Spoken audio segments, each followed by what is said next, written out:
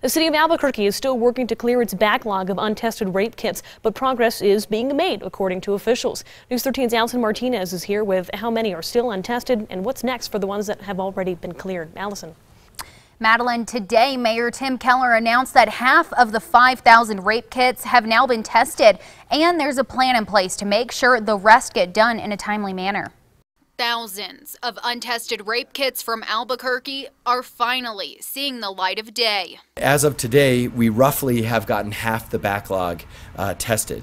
On Friday, the state revealed its massive backlog of untested rape kits at the state crime lab has been cleared.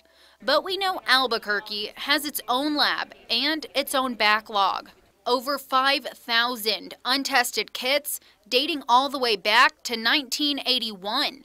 Last year, News 13 learned only 170 of those kits were ever sent for testing, something Mayor Keller wanted to change when he took office. We committed to ending this backlog in our first term in office, and we are on target to do that.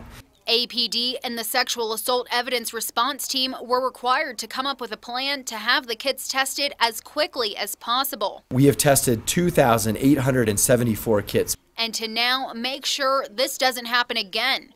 To do that, the city plans to ask the state for funding. We are seeking $650,000 to contract with DNA robotics vendors, which would reduce processing times while freeing up scientists to perform other important tasks, as well as replacing aging scientific equipment. APD also received funding to add 2 officers to its sex crimes task force and hire civilian staff to help with the backlog. The director of the Albuquerque SANE Collaborative says it's a good start, but it's just the beginning of a long journey. That's the easy part, sending them out to the lab and having the lab do it. We have the funding for that. The more difficult part, and the part that will take us many, many more years, is to determine which of these cases can go on for possible prosecution.